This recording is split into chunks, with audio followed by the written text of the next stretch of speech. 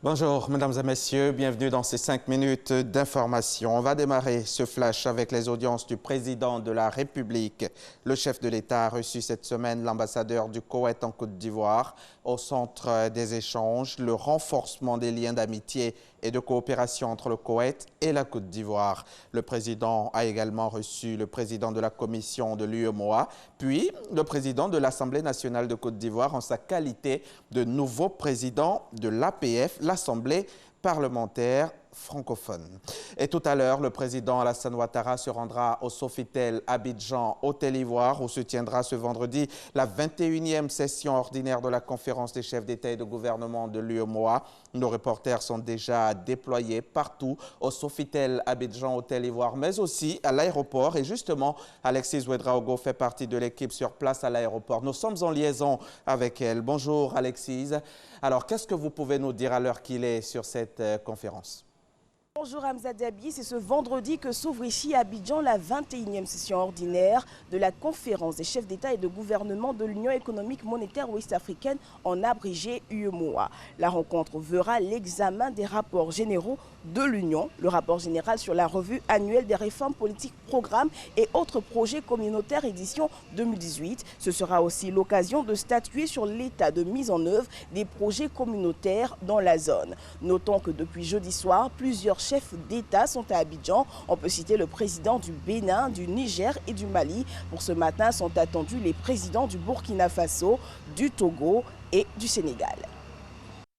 Merci à vous, Alexis, et on vous retrouve bien évidemment dans nos prochaines éditions. C'est donc ce vendredi qu'Abidjan abrite la 21e session ordinaire de la conférence des chefs d'État et de gouvernement de l'UEMOA. Le président Alassane Ouattara est le président en exercice de la conférence. Au menu, l'état des lieux du processus d'intégration sous-régionale porté par l'Union. Mahama Traoré nous égrène ici les sujets qui seront abordés lors de cette conférence au sommet. Le dernier sommet de l'UEMOA, Union économique et monétaire ouest-africaine à Abidjan, remonte à avril 2017. Une session extraordinaire qui s'était soldée par la désignation du Nigérien Abdallah Boureima au poste de président de la commission de l'UEMOA. La réunion de ce vendredi sera une session ordinaire de la conférence des chefs d'État et de gouvernement, la 21e du genre, depuis la création de l'organisation sous-régionale en 1994. Le président Alassane Ouattara, président en exercice de l'UEMOA, convie ses pairs sur les bords de la lagune ébriée pour examiner le rapport 2018 de l'État de l'Union.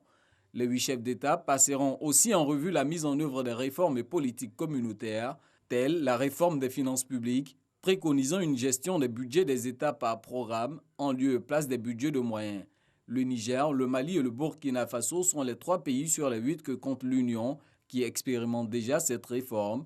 Ils seront rejoints par la Côte d'Ivoire dès le 1er janvier 2020. Nul doute que la question de la monnaie unique de la CEDEAO, Communauté économique des États de l'Afrique de l'Ouest, sera également abordée lors de ce sommet des 8 pays ayant en partage le franc CFA. Les chefs d'État passeront ainsi en revue le processus de convergence de leur pays vers cette future monnaie qui réunira les 15 pays de l'Afrique de l'Ouest et dont l'entrée en vigueur est prévue pour 2020.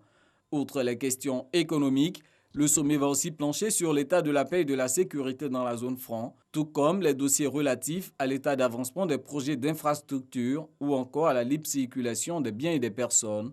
En clair, cette 21e session de la conférence des chefs d'État et de gouvernement de l'UEMOA entend donner un coup d'accélérateur au processus d'intégration sous-régionale.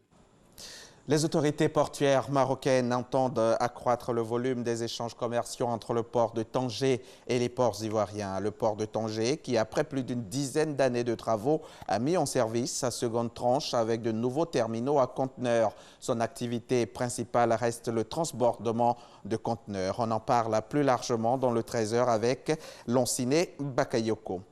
Hors de nos frontières, le régime militaire annonce avoir déjoué un coup d'État. Nous sommes au Soudan, c'est ce qu'a affirmé jeudi soir un représentant du Conseil militaire au pouvoir lors d'une allocution retransmise en direct à la télévision nationale. Cette annonce survient alors que militaires et oppositions politiques doivent signer dans les jours qui viennent un accord définitif de partage du pouvoir négocié sous l'égide de l'Union africaine et de l'Éthiopie. Des dissensions existent au sein des forces de sécurité. D'ailleurs, le mois dernier, le Conseil militaire de transition avait déjà évoqué une tentative de putsch et procédé à une vague d'arrestations. Et c'est la fin de ce flash. Merci de l'avoir suivi. On développe tout ça tout à l'heure dans le 13h.